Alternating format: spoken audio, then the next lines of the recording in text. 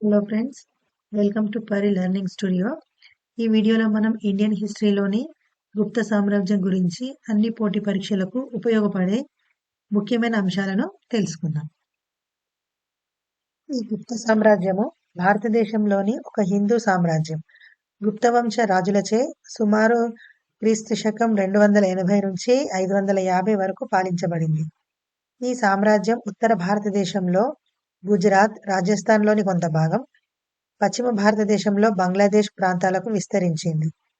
పాటలీపుత్ర ప్రస్తుతం బీహార్ రాజధాని పాట్నా వీరి రాజధానిగా ఉంది.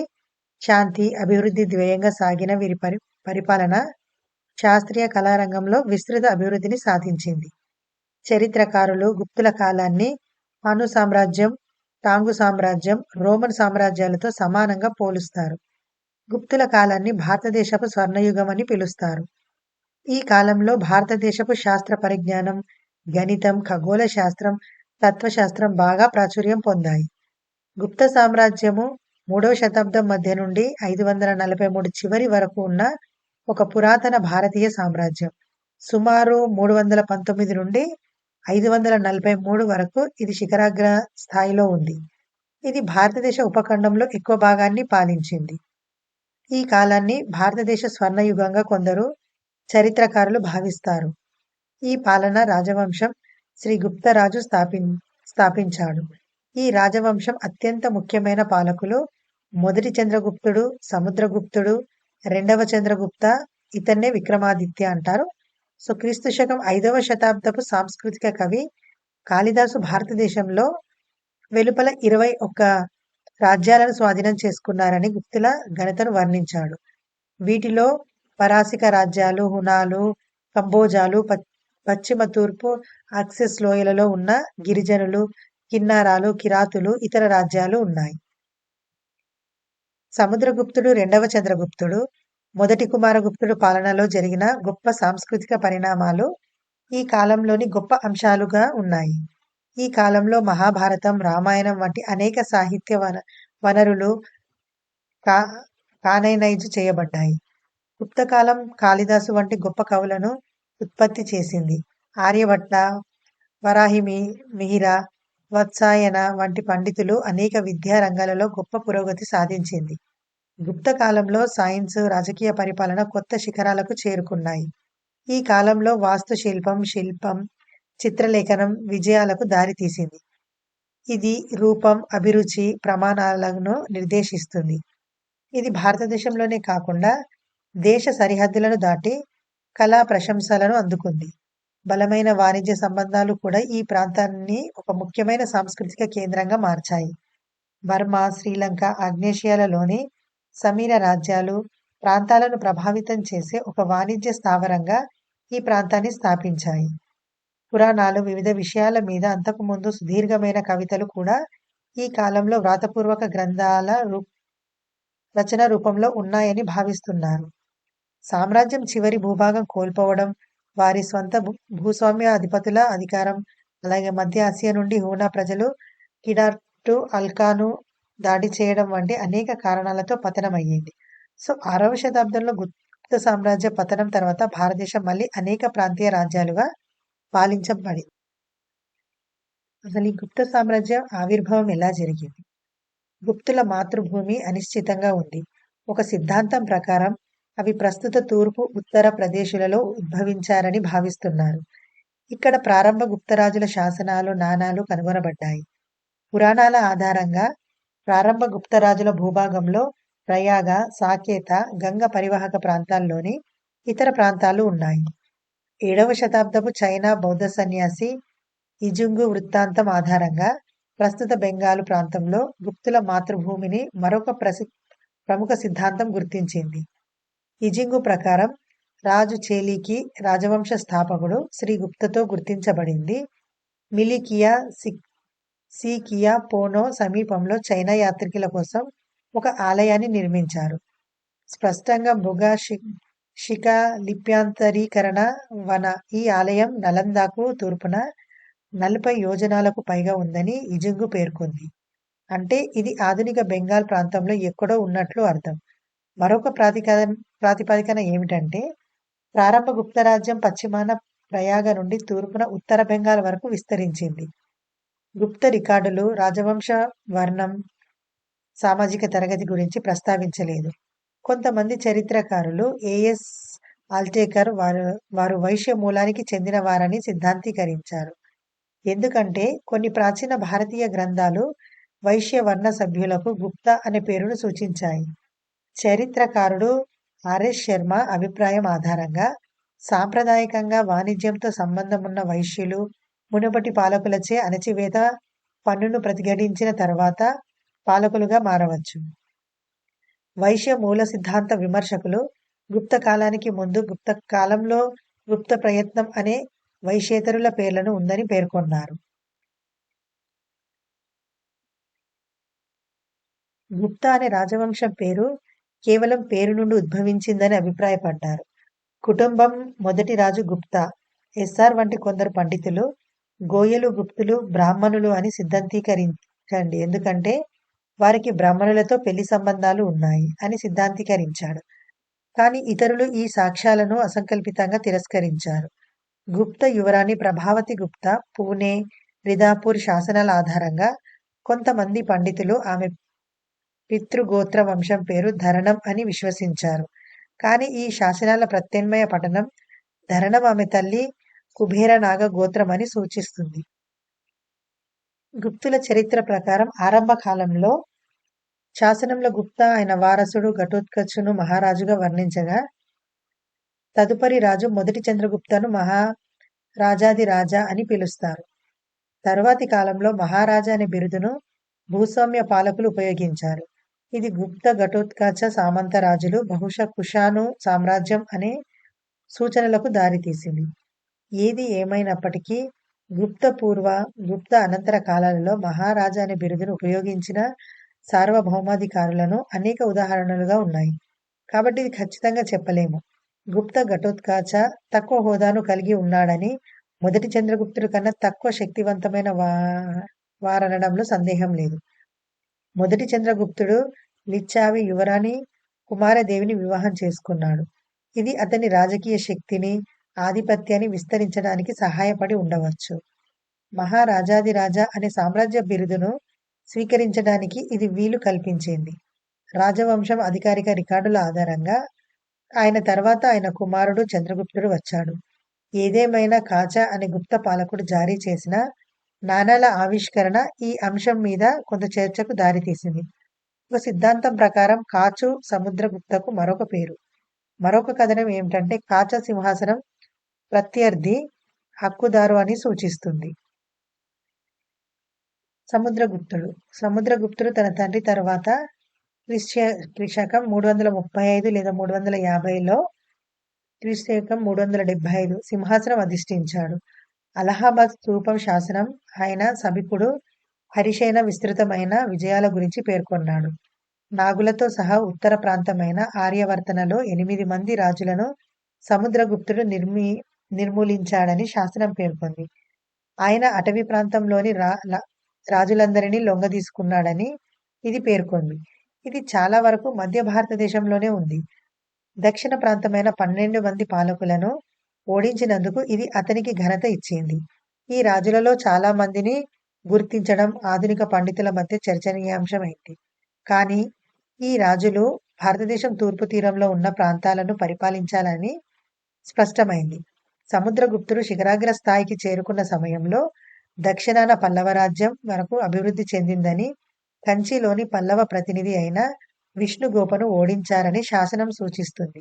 ఈ దక్షిణాది ప్రచారంలో సముద్రగుప్తుడు బహుశా మధ్య భారతదేశంలోని అటవీ ప్రాంతం గుండా ప్రస్తుత ఒడిశాలో తూర్పు తీరానికి చేరుకొని ఆపై బంగాళాఖాతం తీరం వెంబడి దక్షిణం వైపు దండయాత్ర చేశాడు. అలహాబాద్ స్తంభం శాసనం అనేక సరిహద్దు రాజ్యాలు, గిరిజన సామ్రాజ్యాల పాలకులు సముద్రగుప్తునికి కప్పం సమర్పించారని, వారు ఆయన ఆదేశాలను పాటించారని, అతని ముందు నమస్కారం చేశారని పేర్కొంది. సరిహద్దు రాజ్యాలలో సమదత, దావక, కామరూప, నేపాల, కర్రీపుర ఉన్నాయి. గిరిజన సామ్రాజ్యాధికారులలో మాలవాలు, అర్జునాయనులు, యదేయులు, మద్రాకులు, అభిరాలు ఉన్నారు. చివరగా అనేక మంది విదేశీ రాజులు వ్యక్తిగత హాజరుతో సముద్రగుప్తునికి సంతోష పెట్టడానికి ప్రయత్నించారని శాసనం పేర్కొంది. వివాహంలో అతని కుమార్తెలను అతనికిచ్చింది. లేదా మరొక వ్యాఖ్యానం ప్రకారం అతనికి కన్యలను బహుమతిగా ఇచ్చింది. వారు స్వంత భూభాగాల నిర్వహణ కోసం గరుడ చిత్రం కలిగిన గుప్త ముద్రను ఉపయోగించారని కోరింది. ఇది అతిశయోక్తి. ఉదాహరణకు ఈ రాజులలో సింహాల రాజును ఉన్నాడని శాసనం పేర్కొంది. సింహాల రాజు మేఘవర్ణ బుద్ధగయ వద్ద బుద్ధ ఆశ్రమాన్ని నిర్మించడానికి అనుమతి కోరుతూ గుప్తరాజుకు గొప్ప బహుమతులు పంపినట్లు చైనా వర్గాల నుండి తెలిపాయి. సముద్రగుప్తుడు పాంగ్యేరిన్లు ఈ దౌత్యచర్యను విధేయత చర్యగా అభివర్ణించినట్లు తెలుస్తుంది. సముద్రగుప్తుడు తన ఇరాన్ శాసనం చేత ధృవీకరించబడిన వైష్ణవ వ్యక్తిగా కనబడ్డాడు. అనేక బ్రాహ్మణ ఉత్సవాలు చేశాడు. ఆవులు, బంగారాన్ని ఉదారంగా విరాళాలు ఇచ్చినందుకు గుప్త రికార్డులు అతనికి ఘనత ఇచ్చాయి. ఆయన పురాతన భారతీయ రాజులు వారి సామ్రాజ్య సార్వభౌమత్యాన్ని నిరూపించడానికి ఉపయోగించిన అశ్వమేధ యాగం, గుర్రపు త్యాగం చేశాడు. ఈ పనితీరును గుర్తించడానికి బంగారు నాణాలను జారీ చేశాడు. అలహాబాద్ స్తంభశాసనం సముద్రగుప్తుని తెలివైన రాజు, దృఢమైన నిర్వాహకుడుగా చూపిస్తుంది. ఆయన పేదలు, నిస్సహాయులకు సహాయం చేసే దయగలవాడు. ఇది సంగీతకారులు, కవిగా రాజు ప్రతిభను సూచిస్తుంది. ఆయనను కవుల రాజు అని పిలుస్తుంది. ఇటువంటి వాదనలు సముద్రగుప్త బంగారు నాణం అతను వీణ వాయిస్తున్న ధృవీకరించాయి. ఇది పాత్రను పోషిస్తుంది. ప్రస్తుత భారతదేశంలో ఇండో గంగా మైదానంలో ఎక్కువ భాగాన్ని, అలాగే మధ్య భారతదేశంలో గణనీయమైన భాగాన్ని సముద్రగుప్తుడు నేరుగా నియంత్రించినట్లు తెలుస్తుంది. అంతేకాకుండా ఆయన సామ్రాజ్యం ఉత్తర భారతదేశంలోని అనేక రాచరిక గిరిజన సామంత రాజ్యాలను, భారతదేశంలోని ఆగ్నేయ తీర ప్రాంతాలను కలిగి ఉంది. రామగుప్త దేవిచంద్రగుప్తుడి కథనానికి సమకాలిక ఎపిగ్రాఫికలు ఆధారంగా ఏవి మద్దతు ఇవ్వనప్పటికీ రామగుప్తుడు చారిత్రక 3 జైన చిత్రాల మీద ఆయన దుర్జన్పూరు శాసనాలు రుజువు చేశాయి. అక్కడ ఆయనను మహారాజాది రాజాని పేర్కొన్నారు. ఇరాన్, విదిశ ప్రాంతాలలో ఆయన రాగి నాణాలు పెద్ద సంఖ్యలో కనుగొనబడ్డాయి. ఇవి 5 విభిన్న రకాలుగా వర్గీకరించబడ్డాయి. వీటిలో గరుడ, గరుడ ధ్వజ, సింహం, సరిహద్దు పురాణ వర్గాలు ఉన్నాయి. ఈ నాణాల మీద బ్రహ్మీ ఇతిహాసాలు ప్రారంభ గుప్త శైలిలో వ్రాయబడ్డాయి. చరిత్రకారుడు డాక్టర్ ఆర్ఏ అగ్రవాలా డి లిట్టు అభిప్రాయం ఆధారంగా రామగుప్త సముద్రగుప్త పెద్ద కుమారుడు కావచ్చు అని భావిస్తున్నారు. పెద్ద కుమారుడు అయినందున రాజు అయ్యాడు. పాలనకు అనర్హుడని భావించినందున ఆయన పదవిచ్యుతుడిని చేసే అవకాశం ఉంది. ఆయన తమ్ముడు 2వ చంద్రగుప్త బాధ్యతలు స్వీకరించాడు. చంద్రగుప్త II విక్రమాదిత్య గుప్తుల రికార్డుల ఆధారంగా ఆయన కుమారులలో రాజు సముద్రగుప్తుడు తనకు దత్తాదేవికి జన్మించిన యువరాజు 2వ చంద్రగుప్తుని అతని వారసుడిగా ప్రతిపాదించాడు. 2వ చంద్రగుప్తుడునే విక్రమాదిత్య 375 నుంచి 415 వరకు పరిపాలించాడు. ఆయన కుంతల కదంబ యువరాణి కుంతలను నాగవంశానికి చెందిన కుబేర నాగను వివాహం చేసుకున్నాడు. ఈ నాగరానికి జన్మించిన ఆయన కుమార్తె ప్రభావతి గుప్త దక్కను ఒకతక పాలకుడు 2వ రుద్రసేనను వివాహం చేసుకుంది. ఆయన కుమారుడు మొదటి కుమారగుప్త కర్ణాటక ప్రాంతానికి చెందిన కాదంబ యువరాణిని వివాహం చేసుకున్నాడు. 2వ చంద్రగుప్త తన రాజ్యాన్ని పశ్చిమ దిశగా విస్తరించాడు. మాల్వా, గుజరాత్, సౌరాష్ట్రాలకు చెందిన సాకా పశ్చిమ క్షత్రపాల మధ్య జరిగిన పోరాటంలో క్షత్రపాలు ఓడిపోయాడు. క్రీస్తుశకం 395లో ఆయన ప్రధాన ప్రత్యర్థి 3వ రుద్రసింహను ఓడించి బెంగాలుల ప్రముఖులను ధ్వంసం చేశాడు. ఇది ఆయన నియంత్రణను తీరం నుండి తీరం వరకు విస్తరించి ఉజ్జయిని వద్ద 2వ రాజధానిని స్థాపించింది. సామ్రాజ్యం శిఖరాగ్ర స్థాయికి చేరుకుంది. యుద్ధం ద్వారా సామ్రాజ్యం ఏర్పడినప్పటికీ 2వ చంద్రగుప్తుడు పాలన, హిందూ కళ, సాహిత్యం, సంస్కృతి, చాలా ప్రభావవంతమైన విజ్ఞాన శాస్త్ర శైలికి ఇది గుర్తుగా ఉంది. హిందూ కళ కొన్ని అద్భుతమైన రచనలు డియోగరు లోని దశావతార ఆలయంలోని కూడ్య చిత్రాలు గుప్తుల కళా వైభవాన్ని వివరిస్తాయి. అన్నిటికంటే గుప్తుల కళకు దాని విలక్షణమైన అంశాలకిది గుర్తుగా ఉంది. ఈ కాలంలో గుప్తులు బౌద్ధ, జైన సంస్కృతులకు కూడా మద్దతుగా ఉన్నారు. ఈ కారణంగా హిందూయేతర గుప్తకాలం కళల సుదీర్ఘ చరిత్ర కూడా ఉంది. ముఖ్యంగా గుప్తుల కాలంలో బౌద్ధ కళ తూర్పు ఆగ్నేషియాలో చాలా ప్రభావవంతంగా ఉంది. చైనా పండితుడు, యాత్రికుడు ఫాక్సియన్ తన డైరీలో గుప్తుల కాలం నాటి అనేక పురోగతులను రికార్డు చేసి తర్వాత ప్రచురించాడు. సాహిత్య కళలలో రాణించిన నవరత్నాలు బృందాలతో చంద్రగుప్తుడి న్యాయస్థానం మరింత విశిష్టత సంతరించుకుంది. ఈ కవులలో కాళిదాసు కూడా ఉన్నాడు. ఆయన రచనలు అనేక ఇతర సాహిత్య మేధావుల రచనలను మరుగుపరుస్తాయి. ఆయన వయస్సులోనే కాదు, రాబోయే సంవత్సరాలకు కూడా ఆయన కీర్తి నిలిచింది. కాళిదాసు తన పద్యంలోని శృంగార మూలకానికి విశిష్టంగా ప్రసిద్ధి చెందాడు. ఫ్రెండ్స్, ఇప్పటివరకు ఎవరైనా లైక్ చేయకపోతే ఒక లైక్ చేయండి. సబ్స్క్రైబ్ చేసుకునే వాళ్ళు సబ్స్క్రైబ్ చేసుకోండి. మీకు ప్రతి ఒక్క గ్రూప్స్కి సంబంధించిన మొత్తం భారతదేశం చరిత్ర మొత్తం కూడా మీకోసం ఖచ్చితంగా అన్ని వీడియోల రూపంలో మీకు అందిస్తాను. ప్లీజ్ ఫ్రెండ్స్, సబ్స్క్రైబ్ చేసుకునే వాళ్ళు సబ్స్క్రైబ్ చేసుకోండి. ఒక లైక్ కూడా చేయండి. సో నెక్స్ట్, రెండవ చంద్రగుప్తుడు విదేశీ తెగలకు వ్యతిరేకంగా చేసిన పోరాటాలు. చంద్రగుప్తుని విక్రమాదిత్యకు భారతదేశం లోపల వెలుపల 21 రాజ్యాలను జయించిన ఘనత గురించిన 4వ శతాబ్దపు సంస్కృత కవి కాళిదాసు వర్ణించాడు. తూర్పు పశ్చిమ భారతదేశాలలో తన పోరాటాన్ని ముగించిన తర్వాత విక్రమాదిత్య, ఇతన్నే రెండవ చంద్రగుప్తుడు అంటారు, ఉత్తరం వైపుకు వెళ్లి పరాసికులను, తర్వాత హూనాలు, కంబోజా తెగలను వరుసగా పశ్చిమ తూర్పు ఆక్సెస్ లోయలోని తెగల మీద నియంత్రణ సాధించాడు. ఆ తర్వాత కిన్నారలు, కిరాతులు, భారతదేశ పర్వత తెగలను ప్రభావాన్ని పరాసికాను, హూనాను, ఇతరులు అణిచివేశాడని కాశ్మీరు రచయిత్రి క్షేమేంద్ర బృహత్కథ మంజరిలో వర్ణించాడు.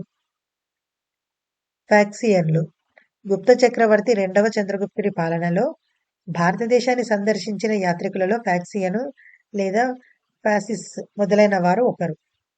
అతను 399లో చైనా నుండి తన ప్రయాణాన్ని ప్రారంభించి 405లో భారతదేశానికి చేరుకున్నాడు. 411 వరకు భారతదేశంలో ఉన్న సమయంలో ఆయన మధుర, కన్హౌజు, కపిలవస్తు, కుషినగరు, వైశాలి, పాటలిపుత్ర, కాశీ, రాజహిగ్రీలను తీర్థయాత్రలకు వెళ్ళాడు. జాగ్రత్తగా పరిశీలనలు చేశాడు. సామ్రాజ్య పరిస్థితుల గురించి, పరిపాలన సౌమ్యతకు ఫాక్సియను సంతోషించాడు. శిక్షా స్మృతి తేలికపాటిదిగా ఉండి నేరాలకు జరిమానా మాత్రమే విధించబడుతుంది. అతని వ్రాతల ఆధారంగా ఇది గుప్త సామ్రాజ్యం సంపన్న కాలం భావిస్తున్నారు. హాను రాజవంశం పతనంతో రోమ్ చైనా వాణిజ్య అక్షం విచ్ఛిన్నమయ్యే వరకు ఆయన అభివృద్ధి చెందాడు. ఆయన రచనలు ఈ కాల చరిత్రకు అతి ముఖ్యమైన వనరులలో ఒకటి. ఇతను పోకోకో అనే పుస్తకాన్ని రెండవ చంద్రగుప్తుడి తర్వాత అతని రెండవ కుమారుడు మొదటి కుమారగుప్తుడు మహాదేవి ధ్రువస్వామికి జన్మించాడు. మొదటి కుమారగుప్తుడు మహేంద్రాదిత్య అనే బిరుదును స్వీకరించాడు. ఆయన 455 వరకు పరిపాలించాడు. ఆయన పాలన ముగిసే సమయానికి నర్మదా లోయలోని పుష్యమిత్రులు అనే తెగ ఉద్భవించి సామ్రాజ్యానికి బెదిరింపుగా ఎదిగారు. మొదటి కుదారగుప్తుడి పాలన ముగిసే సమయానికి కీడారీయులు గుప్త సామ్రాజ్యాన్ని ఎదుర్కొన్నారు. ఆయన కుమారుడు స్కందగుప్తుడు పుష్యమిత్రులు హూనాల మీద విజయం సాధించడం దేశ పునర్వ్యవస్థీకరణ బితారి స్తంభంలో పేర్కొన్నాడు. ఆయన నలంద విశ్వవిద్యాలయ స్థాపకుడు. ఇది 2016 జూలై 15న యునెస్కో ప్రపంచ వారసత్వ ప్రదేశంగా ప్రకటించబడింది. నెక్స్ట్, స్కందగుప్తుడు. మొదటి కుమారగుప్తుని కుమారుడు, వారసుడు స్కందగుప్తుడు. సాధారణంగా గుప్త పాలకులలో చివరి వ్యక్తిగా భావిస్తారు. ఆయన విక్రమాదిత్య, క్రమాదిత్య బిరుదులను స్వీకరించాడు. ఆయన పుష్యమిత్ర ముప్పును అధిగమించాడు. కానీ తర్వాత వాయవ్య దిశలో ఉన్న కిడారిటులను కొన్నిసార్లు హైప్లైట్లు లేదా వైట్ హన్స్ అని పిలుస్తారు. దీనిని భారతదేశంలో శ్వేతహుణ అని పిలుస్తారు. ఆయన స 455లో హూనా దాడిని తిప్పికొట్టాడు. కానీ యుద్ధాల వ్యాయం సామ్రాజ్య వనరులను హరించి సామ్రాజ్య క్షీణతకు దోహదపడింది. చంద్రగుప్తుడు వారసుడుగా స్కందగుప్తుడి బితారి స్తంభ శాసనం కిడాయూరుల దాడుల తర్వాత గుప్త సామ్రాజ్యం వినాశనానికి గుర్తు చేస్తుంది. గుప్త సామ్రాజ్యంలోని పశ్చిమ భాగాన్ని నిలుపుకున్నట్లు తెలుస్తుంది. స్కందగుప్తుడు 467లో మరణించాడు. అతని తర్వాత అతని సోదరుడు పురుషగుప్తుడు అధికారం వచ్చాడు. కందగుప్తుడి మరణం తర్వాత సామ్రాజ్యం స్పష్టంగా క్షీణించింది. ఆయన తర్వాత పురుగుప్తుడు 467-473 వరకు, రెండవ కుమారగుప్తుడు 473-476 వరకు, బుధగుప్తుడు 476-495 వరకు, నరసింహగుప్తుడు 495-530 వరకు, మూడవ కుమారగుప్తుడు 530-540 వరకు, విష్ణుగుప్తుడు 540-550 వరకు. ఇద్దరు గుర్తింపు లేని రాజులు వినయగుప్తుడు, భానుగుప్తుడు అధికారం స్వీకరించారు. 480లలో తోరమన, మిహిరాకుల ఆధ్వర్యంలోని అల్కాను హానుల వాయవ్య దిశలో గుప్తుల రక్షణను విచ్ఛిన్నం చేశాయి. వాయవ్యంలో సామ్రాజ్యంలో చాలా భూభాగం 500లలో హానులు ఆక్రమించారు. తోరమన, ఆయన వారసుడు మిహిరాకుల దాడులలో సామ్రాజ్యం విచ్ఛిన్నమైంది. గుప్తుల శక్తి చాలా తగ్గిపోయినప్పటికీ హ్యూనులను ప్రతిఘటించడం కొనసాగించినట్లు శాసనాల నుండి తెలుస్తుంది. 510లో భానుగుప్తుడు ఆక్రమణదారుడు హ్యూన పాలకుడు తోరమనను ఓడించాడు. 528లో మాల్యాకు చెందిన రాజు యశోధర్మను గుప్త చక్రవర్తి నరసింహగుప్తుడు హ్యూనులను ఓడించి భారతదేశం నుండి తరిమివేశాడు. ఈ దండయాత్రలు కొన్ని దశాబ్దాలుగా మాత్రమే ఉన్నప్పటికీ భారతదేశం మీద దీర్ఘకాలిక ప్రభావాలను చూపించాయి. ఒక కోణంలో క్లాసికల్ ఇండియాను నాగరికతకు ముగింపు పలికింది. ఆక్రమణల తర్వాత గుప్త సామ్రాజ్యం ఈ దండయాత్రల ద్వారా ఇప్పటికే బలహీనపడింది. యశోధర్మను వంటి స్థానిక పాలకుల పెరుగుదల కూడా ముగిసింది. ఆక్రమణల తర్వాత గుప్తులు విచ్ఛిన్నమైన తర్వాత అనేక చిన్న భారతీయ శక్తులు ఉద్భవించడంతో ఉత్తర భారతదేశం గందరగోళంలో పడింది. హ్యూనా దండయాత్రలు ఐరోపా, మధ్య ఆసియాతో భారతదేశ వాణిజ్యాన్ని తీవ్రంగా దెబ్బతీశాయని భావిస్తున్నారు. ముఖ్యంగా గుప్త సామ్రాజ్యం ఎంతో ప్రయోజనం పొందిన ఇండో రోమన్ వాణిజ్య సంబంధాలు దెబ్బతిన్నాయి. నాసిక్, పైథాన్, పాటలిపుత్ర, బెనారస్ వంటి కేంద్రాల నుండి గుప్తులు పట్టు, తోలు వస్తువులు, బొచ్చు, ఇనుము ఉత్పత్తులు, దంతాలు, ముత్యాలు, మిరియాలు వంటి అనేక విలాసవంతమైన ఉత్పత్తులను ఎగుమతి చేశారు. హ్యూనుల దండయాత్ర ఈ వాణిజ్య సంబంధాలను, వారితో వచ్చిన పన్ను ఆదాయాలను దెబ్బతీసింది. భారతీయ పట్టణ సంస్కృతికి క్షీణించిపోయింది. మరాఠా నాశనంతో బౌద్ధమతం తీవ్రంగా బలహీనపడింది. బౌద్ధమత వ్యతిరేకుడు శైవుడు అయిన మిహిరాకుల సన్యాసులను చంపడం వలన బౌద్ధమతం కూలిపోవడం ప్రారంభమైంది. సాంస్కృతిక తిరోగమన మార్గంలో తక్షశిల నగరం వంటి గొప్ప అభ్యాస కేంద్రాలు నాశనం చేయబడ్డాయి. 60 సంవత్సరాల పాలనలో ఆల్కాన్ల పాలక కుటుంబాల శ్రేణి భారతీయ కుల వ్యవస్థను మార్చారని భావిస్తున్నారు. ఉదాహరణకు హ్యూనులను తరచుగా రాజపుత్రుల పూర్వగాములుగా మారారని భావిస్తున్నారు.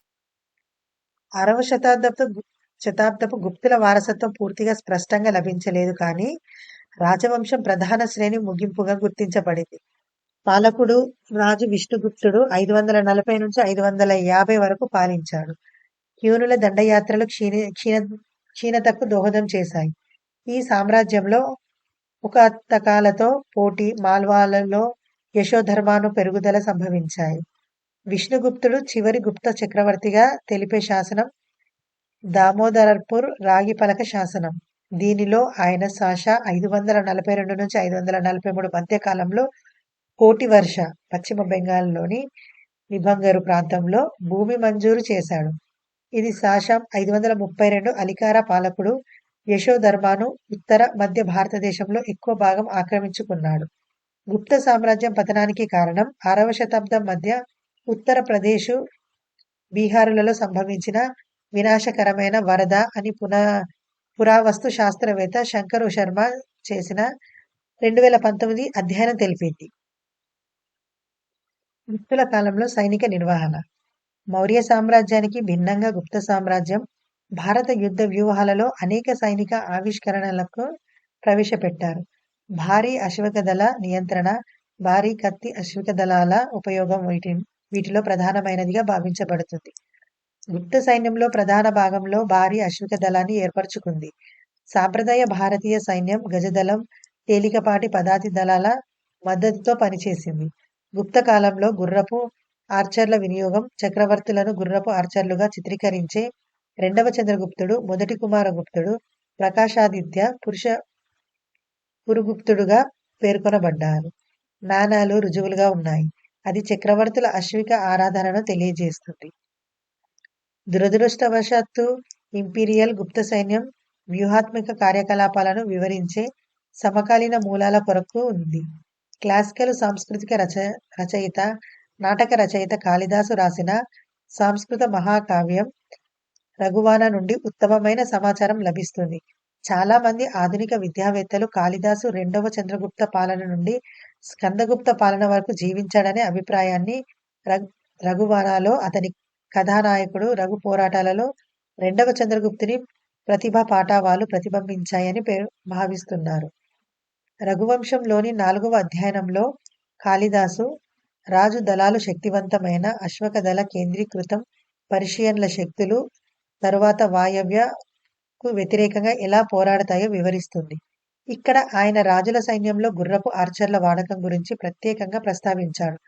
తీవ్రంగా పోటీపడిన యుద్ధాల తర్వాత గుర్రాలకు చాలా విశ్రాంతి అవసరమని వర్ణించబడింది. గుప్తుల కాలంలో మతం. గుప్తులు సాంప్రదాయకంగా హిందూ రాజవంశం వారు. సనాతన హిందువులైనప్పటికీ బౌద్ధ మతం, జైన మతం కూడా ప్రోత్సహించారు. ప్రజలకు మత స్వేచ్ఛను కలిగించారు. సాంచి బౌద్ధ మతం ముఖ్యమైన కేంద్రంగా ఉంది. మొదటి కుమారగుప్తుడు నలందాను స్థాపించినట్లు భావిస్తున్నారు. ఇది క్రీస్తుపూర్వం 414 నుంచి 455 మధ్య కాలంలో. తర్వాత పాలకులలో కొంతమంది బౌద్ధ మతానికి మొగ్గు చూపారు. సమకాలీన రచయిత పరమార్థ అభిప్రాయం ఆధారంగా నరసింహగుప్త బాలాదిత్య మహాయాన తత్వవేత్త వాసుబంధు ప్రభావంతో పెరిగాడు. ఆయన నలంద వద్ద ఒక సంఘారామాన్ని నిర్మించాడు. 300 అడుగులు 91 మీటర్ల ఎత్తైన విహారాను బుద్ధ విగ్రహంతో నిర్మించాడు. దానిలో జువందాంగు అభిప్రాయం ఆధారంగా బోధి చెట్టు కింద నిర్మించిన గొప్ప విహారాను పోలి ఉంటుంది. మంజుశ్రీ మూలకల్ప క్రీస్తుపురం 800 అభిప్రాయం ఆధారంగా రాజు నరసింహగుప్తుడు బౌద్ధ సన్యాసి అయ్యాడు. ధ్యాన మార్గంలో ప్రపంచాన్ని విడిచిపెట్టాడు. చైనీయుల సన్యాసి జువానుజాంగు కూడా ఒక సంఘారామాను నియమించిన నరసింహగుప్త బాలాదిత్య కుమారుడు వజ్ర విశ్వాసంతో హృదయపూర్వక దృఢ నిశ్చయాన్ని కలిగి ఉన్నాడు అని పేర్కొన్నాడు. గుప్తుల పాలన విధానం. గుప్త సామ్రాజ్యం ఎపిగ్రఫికల్ రికార్డుల అధ్యయనంపై నుండి కిందికి పరిపాలన విభాగం సోపాన క్రమం ఉందని తెలుస్తుంది. ఈ సామ్రాజ్యాన్ని రాజ్య, రాష్ట్ర, దేశ, మండల, పృథ్వీ, అవని వంటి వివిధ పేర్లతో పిలిచారు. దీనిని 21 ప్రావిన్సులుగా విభజించారు.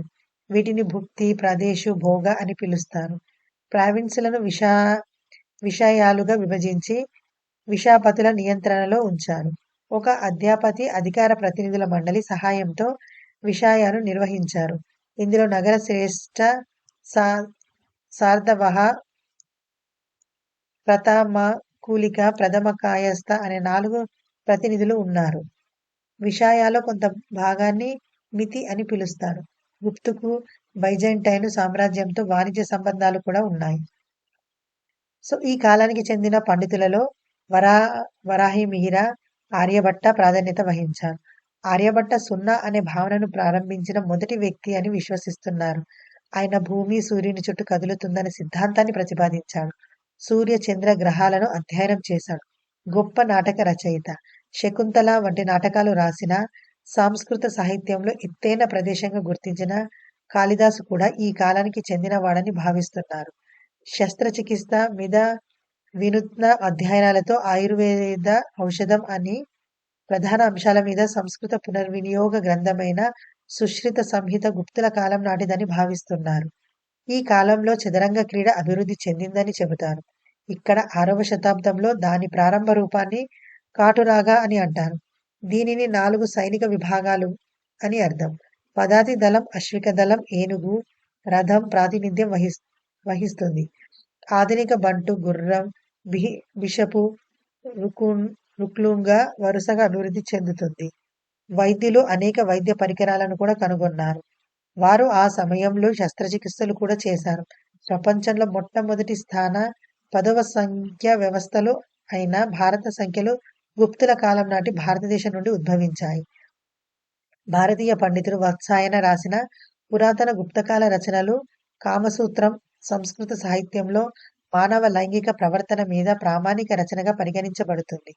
గుప్తుల కాలానికి చెందిన ప్రసిద్ధ గణిత శాస్త్రవేత్త, ఖగోళ శాస్త్రవేత్త ఆర్యభట్ట భూమి గుండ్రంగా ఉందని, దాని స్వంత అక్షం చుట్టూ తిరుగుతుందని ప్రతిపాదించాడు. ప్రతిబింబించే సూర్యకాంతి ద్వారా చంద్రుడు, గ్రహాలు ప్రకాశిస్తాయని కూడా అతను కనుగొన్నాడు. ఛాయాగ్రహాలైన రాహువు, కేతువుల వల్ల గ్రహణాలు సంభవించి కాస్మోగోనికి బదులుగా ఆయన భూమి మీద పడే నీడలు పరంగా గ్రహణాలను వివరించారు. సో ఇది ఫ్రెండ్స్ ఇండియన్ హిస్టరీలోని గుప్తుల యొక్క సామ్రాజ్యం గురించి. ఇది అన్ని పోటీ పరీక్షలకు కూడా చాలా ముఖ్యమైన అంశాలు మనం కవర్ చేసాం. సో ప్లీజ్ ఫ్రెండ్స్ సబ్స్క్రైబ్ చేసుకొని వాళ్ళు సబ్స్క్రైబ్ చేయండి, ఒక లైక్ కూడా చేయండి. సో నెక్స్ట్ వీడియోలో కలుద్దాం.